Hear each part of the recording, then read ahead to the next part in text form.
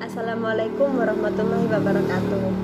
Kami dari kelompok 3 akan menjelaskan tentang pendidikan dan hubungan antar kelompok, yang mana saya sendiri Arifatul Afifah dan Inayatul Masfufa, juga ada Sabila Firdausita.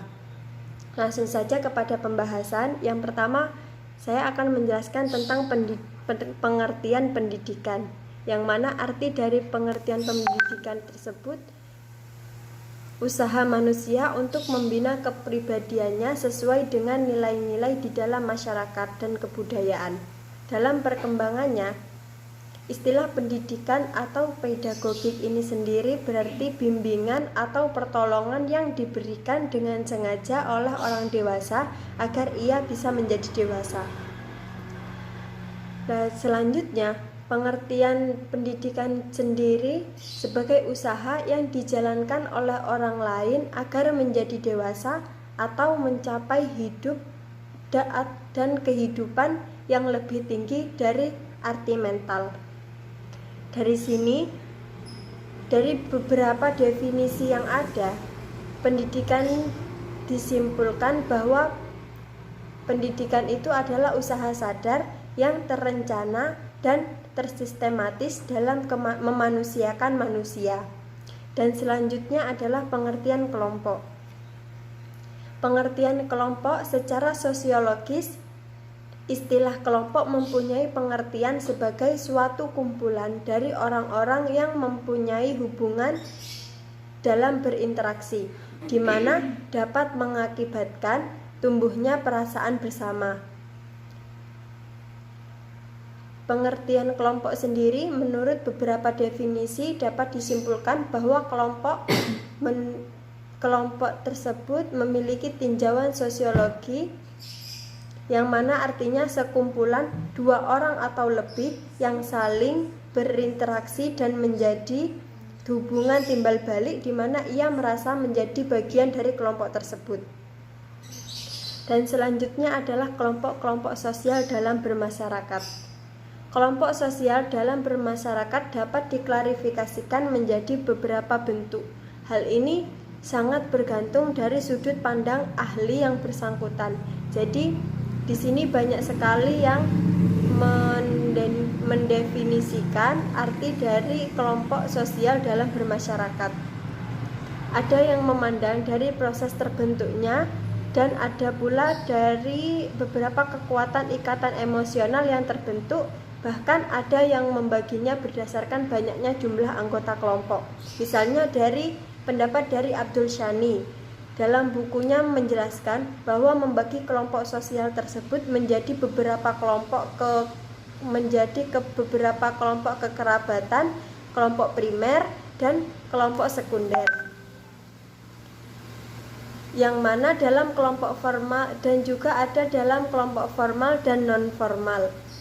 Sedangkan menurut Kamanto Sunarto sendiri, dalam bukunya menjelaskan secara ringkas menyebutkan berbagai klarifikasi kelompok sosial dari beberapa pakar. Di sana dibedakan menjadi 4 jenis kelompok sosial berdasarkan ada tindakan organisasinya, hubungan sosial di antara kelompok tersebut, dan juga kesadaran jenis, yaitu kelompok statistik, kelompok kemasyarakatan, kelompok sosial, dan kelompok sosiologi. Dan masih banyak lagi pendapat-pendapat yang lainnya yang dijelaskan menurut beberapa pakar. Sedangkan menurut Weber sendiri, dalam bermasyarakat modern kita menjumpai suatu sistem jabatan, yang mana di dalam jabatan tersebut dinamakan dengan birokrasi. Lah, dalam organisasi birokrasi yang oleh Weber mengandung sejumlah prinsip. Prinsip tersebut hanya dijumpai pada birokrasi yang oleh Weber disebut dengan tipe ideal. Di sana yang tidak akan kita jumpai dalam bermasyarakat seperti yang ada dalam lingkungan sekitar. Penjelasan selanjutnya akan dijelaskan oleh rekan saya, Inayatul Masfufa. Selanjutnya yaitu pengaruh pendidikan terhadap status sosial individu dalam suatu kelompok.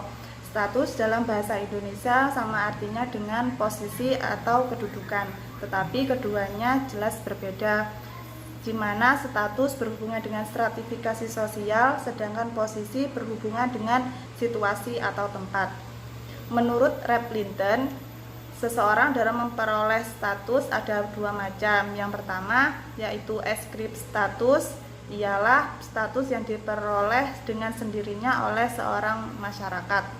Contohnya, anak raja sejak lahir sudah berstatus menjadi bangsawan. Yang kedua yaitu active status, ialah kedudukan yang dicapai seseorang dengan usaha yang disengaja. Contohnya, mahasiswa bersekolah untuk mendapatkan gelar sarjana atau status sarjana.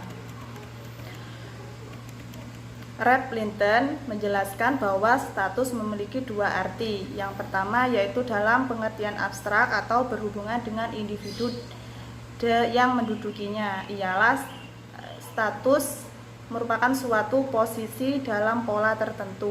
Yang kedua yaitu dilihat dari arti lainnya atau tanpa berhubungan dengan individu yang mendudukinya, ialah secara sederhana status itu dapat dikatakan sebagai kumpulan hak-hak dan kewajiban.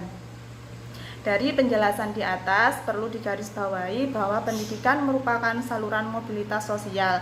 Jadi pendidikan dapat menentukan status seorang individu dalam suatu kelompok. Status yang diperoleh merupakan jenis active status. Yang kedua, yang selanjutnya, sekolah sebagai suatu organisasi. Secara umum, organisasi dapat didefinisikan sebagai kelompok manusia yang berkumpul dalam suatu wadah yang mempunyai tujuan yang sama dan bekerja untuk mencapai tujuan yang sama pula. Organisasi merupakan unit sosial yang dengan sengaja dibentuk kembali untuk mencapai tujuan-tujuan tertentu. Sekolah dengan sengaja diciptakan dalam arti bahwa pada saat tertentu telah diambil suatu keputusan untuk mendirikan sebuah sekolah guna memudahkan pengajaran sejumlah mata pelajaran yang beraneka ragam. Selanjutnya yaitu struktur hubungan antar kelompok di sekolah. Salah satu aspek yang biasa terlupakan oleh sekolah adalah memupuk hubungan sosial di kalangan siswa. Biasanya sekolah terlalu fokus pada peningkatan kualitas akademik saja. Program pendidikan antar murid, antar golongan ini bergantung pada struktur sosial murid-murid itu sendiri. Ada tidaknya golongan minoritas di kalangan mereka mempengaruhi hubungan kelompok-kelompok itu. Kelompok dalam sekolah dapat dikategorikan berdasarkan yaitu yang pertama status sosial orang tua murid. Status sosial orang tua sangat mempengaruhi pergaulan siswa. Tidak dipungkiri seorang siswa dapat merupakan anak pejabat, maka akan cenderung bergaul dengan teman yang selevelnya. Yang kedua yaitu berdasarkan hobi atau minat. Kesamaan hobi mendorong timbulnya rasa kebersamaan di antara mereka. Misalnya, anak-anak yang suka olahraga sepak bola cenderung insentif bergaul dengan teman seklub mereka. Yang ketiga yaitu berdasarkan intelektualitas. Ada juga peluang terjadi kelompok-kelompok berdasarkan tingkatan intelektualitas mereka. Meskipun ini tidak dominan, orang pintar biasanya suka membaca sering di perpustakaan daripada di kantin. Yang keempat, berdasarkan jenjang kelas. Berdasarkan jenjang kelas merupakan faktor dominan yang sering terjadi di sekolahan. Biasanya anak kelas 3 yang merasa lebih tua berbuat sesuka hati kepada adik kelasnya. Kemudian hal ini menyebabkan pergaulan mereka kurang harmonis. Yang kelima, berdasarkan agama. Ada peluang terbentuknya kelompok karena kesamaan agama. Misalnya kegiatan perayaan dan peribadatan agama yang mereka anut sering mempertemukan mereka dalam kebersamaan. Namun demikian ini bukanlah faktor dominan di kalangan anak sekolahan. Yang keenam, berdasarkan asal daerah. Kesamaan asal daerah juga memberikan peluang bagi terbentuknya kelompok di sekolah, namun bukan juga merupakan faktor yang dominan. Hal ini disebabkan karena sebagian besar siswa di sekolah berasal dari daerah yang sama. Berbeda dengan kehidupan kampus yang nuansa kedaerahannya sangat kental, di sekolah biasanya murid cenderung lebih menaruh minat pada mood dan hobi ketimbang regionalitas. Sekian dari saya. Selanjutnya akan dijelaskan oleh teman saya. Saya Sabila Firdausita. Di sini saya akan menjelaskan tentang masalah-masalah yang ada yang terjadi di sebuah kelompok dengan upaya pendidikan dalam mengatasi masalah tersebut. Oke, yang pertama yaitu masalah yang sering terjadi dalam hubungan antar kelompok di sekolah. Nah, namanya juga kelompok ya, pasti juga ada masalah. Nah, di sini ada beberapa masalah yang sering terjadi. Yang pertama itu tersisihnya kelompok minoritas. Nah, kayaknya kalian sudah paham semua. Terus persaingan tidak sehat. Ya, yang dimaksud persaingan tidak sehat ini ada apa ya? Misalkan ada dua kelompok. Nah, satu kelompok ini melakukan perbuatan curang. Itu bisa dikatakan juga persaingan tidak sehat. Terus geng. Geng ini sudah umum ya. Merupakan sebuah kelompok yang menjadi sorotan, yaitu namanya geng. Bisa terdiri dari beberapa orang. Nah, geng ini sendiri merupakan sebuah kelompok yang menonjol. Selanjutnya kecemburuan. Kecemburuan dalam sebuah kelompok ini seperti apa ya? Pokok intinya cemburu gitu. Nah, itu tadi beberapa masalah yang terjadi dalam hubungan antar kelompok. Selanjutnya yaitu upaya pendidikan dalam mengatasi masalah yang timbul dalam hubungan antar kelompok di sekolah. Nah, upaya itu merupakan sebuah usaha sebuah pendidikan bagaimana mengatasi masalah yang timbul dalam hubungan antar kelompok. Di sini ada 6 upaya dalam mengatasi masalah tersebut. Yang pertama, pemberian informasi. Nah, dalam sebuah kelompok itu informasi itu sebuah silaturahmi. Sekarang kan media sudah banyak ya, jadi nggak harus bertatap muka, melalui handphone juga bisa. Seperti yang saya pakai buat video ini. Sekarang kan sudah ada WhatsApp, ada dan lain-lain lah, media sosial yang lain, bukan TikTok loh ya. Terus yang kedua yaitu diskusi kelompok. Diskusi kelompok ini merupakan suatu kepentingan juga, karena kelompok kalau hanya satu orang saja yang maju itu tidak bisa dinamakan kelompok, karena kelompok itu terdiri dari beberapa orang. Nah, tidak hanya itu, sebuah kelompok juga harus menjadi tim. Jadi misalkan hanya satu orang yang berbicara dalam kelompok itu namanya bukan diskusi, yang ngomong sendiri. Selanjutnya hubungan pribadi. Nah, hubungan pribadi ini dilakukan oleh perseorangan. Jadi misalkan ketuanya menjabri anggotanya, menjabri. Ya, soalnya kan yang sekarang yang umum itu pakai WhatsApp. Itu bisa dikatakan hubungan pribadi. Kemudian bukan pacaran ya, dan sebagainya. Selanjutnya memberikan informasi tentang sumbangan minoritas kepada kelompok. Lanjut ya. Kemudian menanamkan nilai-nilai toleransi. Nah, ini juga penting. Dalam sebuah kelompok itu kan setiap orang itu memiliki sifat dan sikap yang berbeda-beda. Jadi kalian harus bisa memahami. Nah, itu disebut toleransi. Tidak semena-mena. Membuka kesempatan seluas-luasnya untuk mengadakan hubungan atau pergaulan antar siswa. Nah, ini juga penting ya. Karena yang dimaksud ini gini, dalam sebuah kelompok itu kan harus memiliki hubungan erat antar perseorangan. Nah, jadi tidak boleh, intinya tidak boleh pilih-pilih teman, harus kompak. Selanjutnya yaitu menggunakan teknik bermain peranan atau sosiodrama. Yang terakhir, upaya yang terakhir yaitu menggalakkan kegiatan ekstrakurikuler. Nah, ini juga termasuk upaya penting karena ketika sebuah kelompok itu mengadakan ekstra, nah yang mengikuti ekstra itu tidak hanya 1-2 orang, pasti banyak orang. Jadi bisa menambah silaturahmi, toleransi, dan menjaga hubungan antar kelompok tersebut supaya tidak terjadi percekcokan. Nah, itu tadi penjelasan dari saya.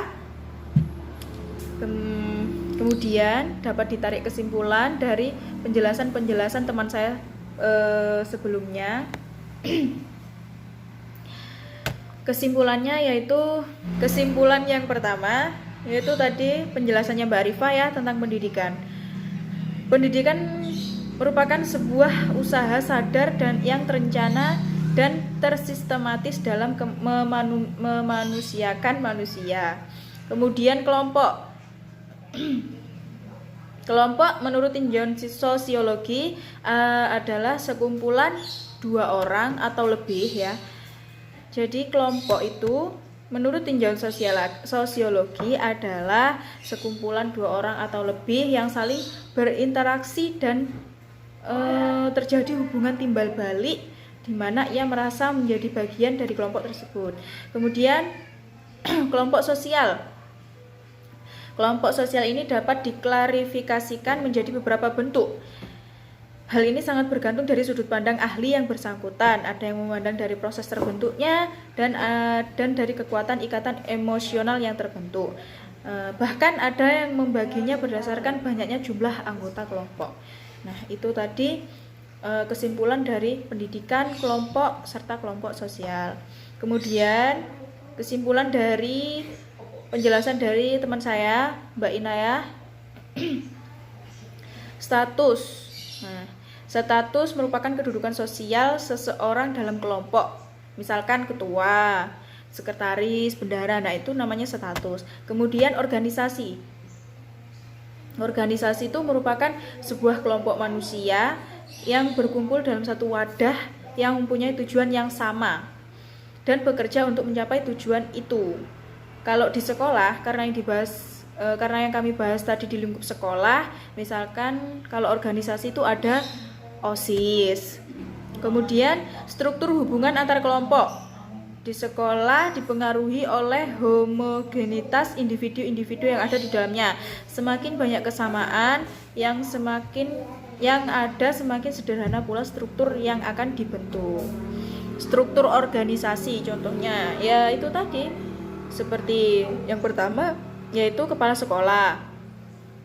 Kemudian ada, kalau OSIS ya ada ketua OSIS, ada bendahara, ada sekretaris dan seterusnya. Ya, kemudian yaitu kesimpulan dari masalah serta upaya pendidikan dalam mengatasi masalah dalam hubungan antar kelompok di sekolah. Seperti yang saya jelaskan tadi, masalah yang sering terjadi dalam hubungan antar kelompok itu ada macam-macam. Yang pertama, tersisihnya kelompok minoritas, persaingan tidak sehat, geng, serta kecemburuan. Kemudian upaya, gimana sih upaya pendidikan dalam mengatasi masalah tersebut? Nah, di sini ada pemberian informasi. Pemberian informasi ini bisa berupa diskusi kelompok, hubungan pribadi, serta dan lain-lain. Kemudian memberikan informasi tentang sumbangan minoritas kepada kelompok, menanamkan nilai-nilai toleransi antar siswa, membuka kesempatan seluas-luasnya untuk mengadakan hubungan atau pergaulan antar siswa. Kemudian menggunakan teknik bermain peranan atau sosiodrama, dan yang terakhir yaitu menggalakkan kegiatan ekstrakurikuler. Itu tadi penjelasan dari kelompok kami. Apabila ada kekurangan atau kesalahan dalam mengucapkan kalimat-kalimat tadi, kami mohon maaf yang sebesar-besarnya, dan semoga apa yang kami sampaikan ini bisa bermanfaat bagi kita dan juga bagi semua yang menonton video ini. Terima kasih. Sekian dari kami. Wassalamualaikum warahmatullahi wabarakatuh.